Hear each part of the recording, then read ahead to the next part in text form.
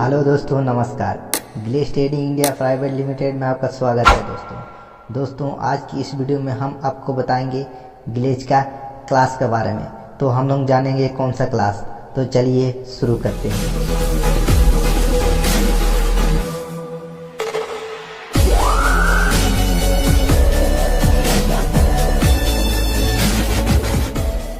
तो दोस्तों आज का क्लास है psychology of the guest and future of direct selling marketing.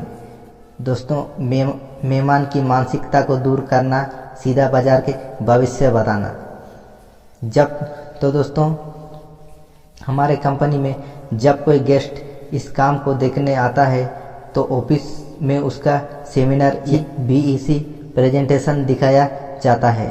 तो उसको कुछ भी समझ में नहीं आता है और सेमिनार को देखकर उसके मन में बहुत सारे सवाल होते हैं। तो उन सारे सवालों का जवाब उन्हें साइकोलॉजी में मिलता है।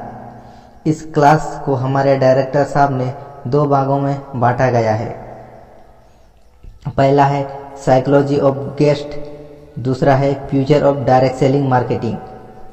तो सबसे पहले हम लोग जानेंगे साइकोलॉजी। तो दोस्तों ये एक सवाल है, साइकोलॉजी ग्रीक भाषा का हिंदी रूपांतर शब्द है। दोस्तों ये अंग्रेजी के 2 मेल शब्दों से बना है। जैसे कि पहले है साइको प्लस मन, लॉजी प्लस विज्ञान, दोनों को मिला के साइकोलॉजी कहते हैं दोस्तों। तो इसका हिंदी शब्द है मानव विज्ञान। तो सबसे पहले हम लोग जानेंगे साइकोलॉजी किसे कहते हैं। अब ध्यान से इस क्लास को अटेंड कीजिएगा या ध्यान से देखिएगा। तो हम लोग जानेंगे साइकोलॉजी किसे कहते हैं।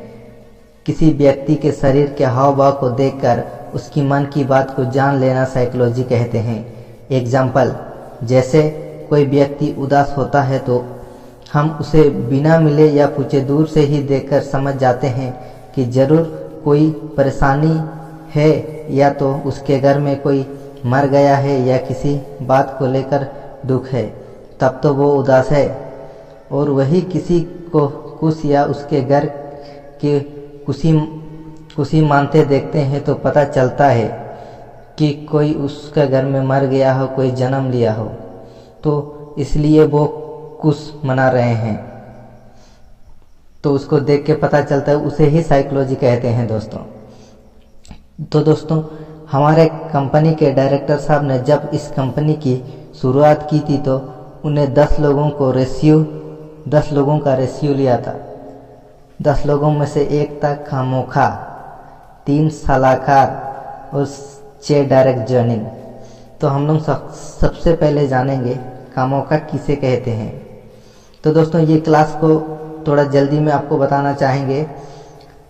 खामोखा किसे कहते हैं? जो इंसान बड़े से बड़े और अच्छे से अच्छे कामों का कमियां निकाल लेते हैं, उसे खामोखा कहते हैं। जैसे कि दोस्तों एग्जाम्पल शादी या फंक्शन के बारे में।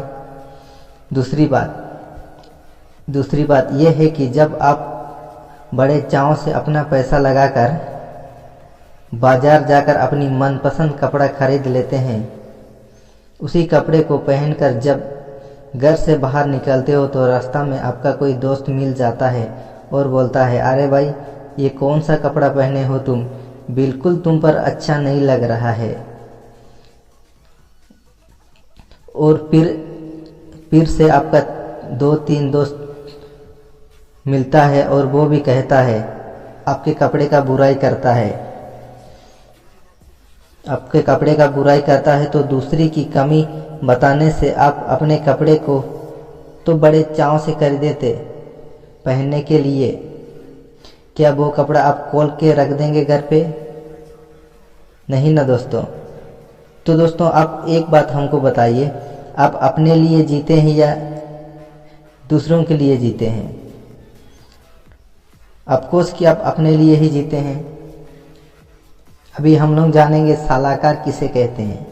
किसी काम के बारे में जानकारी या लेना या देना, उसे सलाहकार कहते हैं। सलाह लेना अच्छी बात है या बुरी बात है? सलाह लेना अच्छी बात भी है दोस्तों और बुरी बात भी है। तो अच्छी बात कैसे और बुरी बात कैसे? तो चलिए आगे देखते हैं।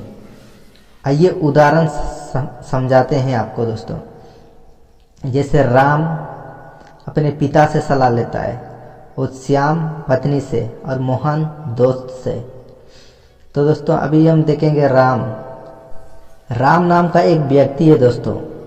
जब राम सेमिनार देखकर जब बाहर निकलता है तो बहुत खुश होता है और अपने अपलाइन को कहता है कि काम तो बहुत अच्छा है, मैं ज़रूर करूँगा, पर इस काम को शुरू करने में पैसा लगते हैं, वो मुझे घर जाकर पिताजी से लेकर आना पड़ेगा।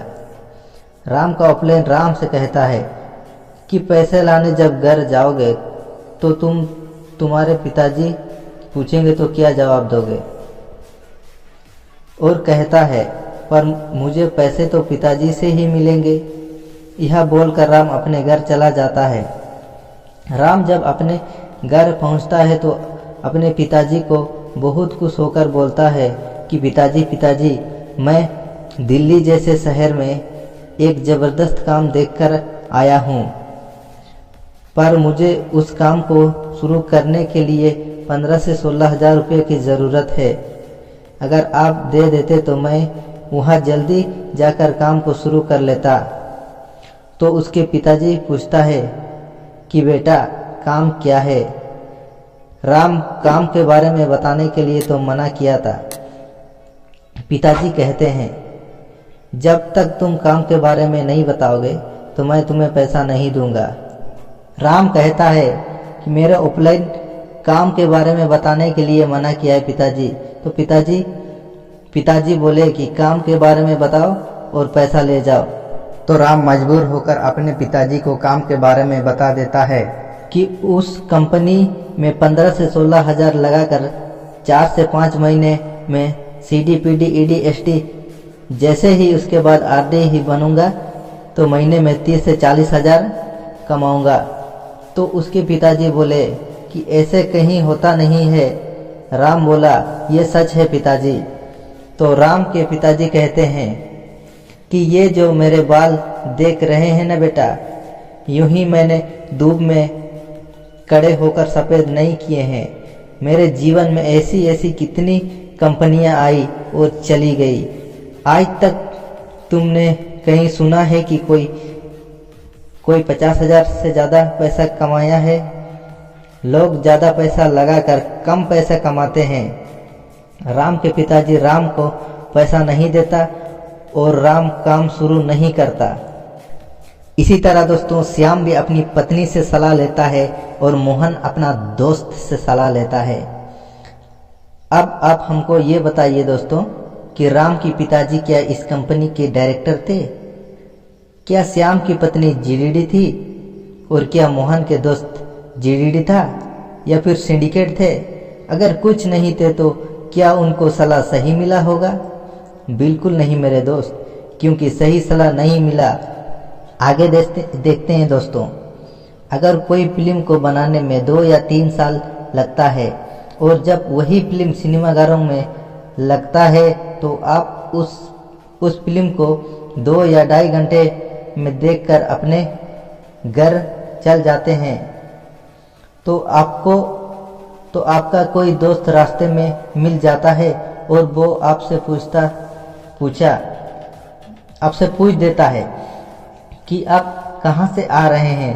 तो आप बड़े खुश होकर जवाब देते हैं कि मैं क्या बताया यार, मैं बहुत ज़बरदस्त फिल्म देखकर आ रहा हूँ। तो फिर आपका दोस्त आपसे पूछता है कि मुझे भी बताओ फिल्म में क्या कहानी थी। तो आप उसको पूरी फिल्म 2 से 5 मिनट में सुना देते हैं। क्या आपका दोस्त पूरी फिल्में समझ जाएगी?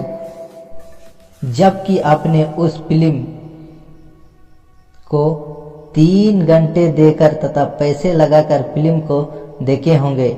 आपके दोस्त को पूरी फिल्म समझने के लिए फिल्म को देखनी पड़ेगी 3 घंटे समय देकर। उसी प्रकार आपको अपने काम के बारे में किसी को बताना है, उसको सेमिनार BEC प्रेजेंटेशन दिखाना पड़ेगा दोस्तों। तो मेरे कहने का मतलब है मेरे दोस्त की सलाह आप उन्हीं से ले जिनको उस काम के बारे में जानकारी हो। मान लीजिए कि हमको हमको बनना है डॉक्टर, तो हम उसको सलाह डॉक्टर से सलाह लेनी पड़ेगी या हलवाई वाला से सलाह लेनी पड़ेगी? तो पूछोगे तो वो वही बताएगा जो वह जानता है। जैसे मैंने हलवाई वाले से बोलूँगा कि मुझे डॉक्टर बननी है, तो मुझे हलवाई वाला क्या बताएंगे दोस्तों? हलवाई वाला वही बताएगा, तो डॉक्टर मत बन। अगर किसी को गलती से गलत सुई डाल दिया, अगर वो आदमी मर गया तो तुझे जेल जानी पड़ेगी। इससे अच्छा कि तुम मेरे पास रोज सुबह आना, मैं तुम्हें जलेबी और समोसा बनाना सिखा दूंगा।